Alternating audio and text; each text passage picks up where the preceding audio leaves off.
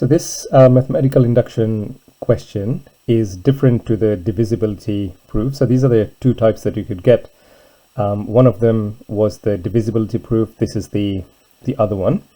So question is, use mathematical induction to prove that this statement, this left hand side is equal to the right hand side for all values of n that are greater than or equal to 1. So probably the best way to begin this is, again, you start to realize that you could do this for n is equal to 1, n is equal to 2, and so on. Not practical, so we use mathematical induction. So we will go, we'll prove true for n is equal to 1. The way you want to do this is you look at your left hand side and your right hand side. So when you look at your left hand side, which is this side here, and you replace this n with a 1, so your left hand side just equals to a 1. You look at your right hand side, replace that n with a 1. So we have 1 into 1 plus 1, and you realize that this is 2 divided by 2, which is also equal to 1. Since your left hand side and the right hand side are equal, we will say therefore, so we'll go proposition is true for n is equal to 1. So what we want now is we will go for n is equal to k.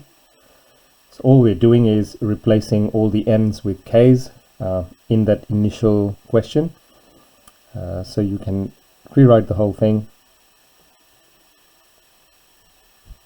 So this gets to be a k equals k into k plus 1 over 2.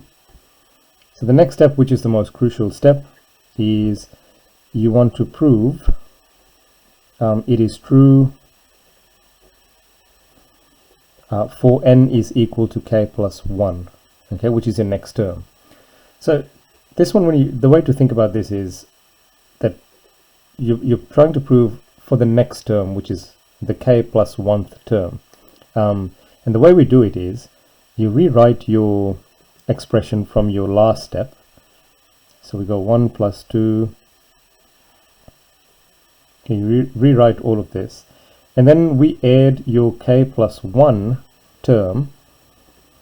Okay, you can see I've done it here on the left hand side. So that's what we're trying to prove.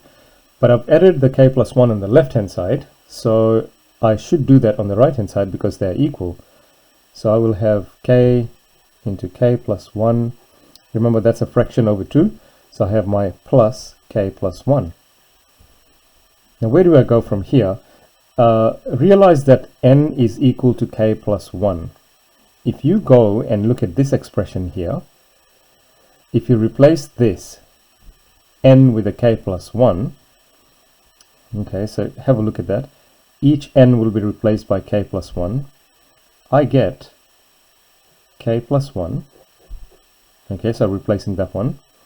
This one, I replace k plus 1. So think about it, it will become k plus 1 plus this one, which is k plus 2. Okay, so what this is saying is that you've got two expressions here that are equivalent. For n is equal to k plus 1, in this series, I've added a k plus 1 on both sides.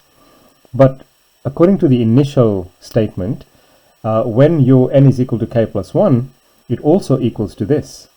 So essentially, you're trying to show that this expression there is equal to this. If we can show that, then we have proven that n is equal to k plus 1. It is true for n is equal to k plus 1 as well. So let's have a look at this. We'll try and use the more complex expression and try and show that it is equal to this. So I will take that one. Okay, k into k plus 1. You'll realize that this is basically a fraction.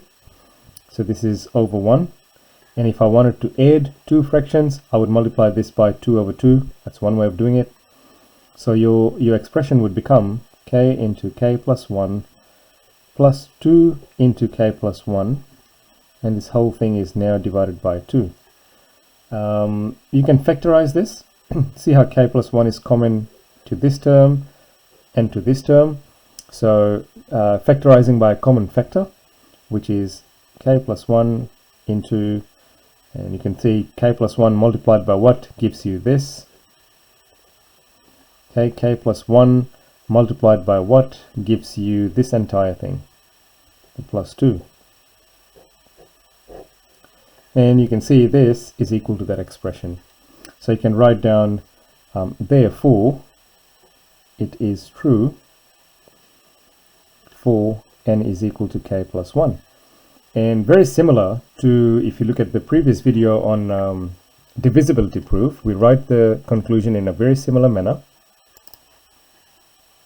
So I've written the conclusion something like this, and you can do it many different ways. But I've gone, since it is true for n is equal to 1, n is equal to k, and n is equal to k plus 1, this proposition is true for all n greater than equal to 1.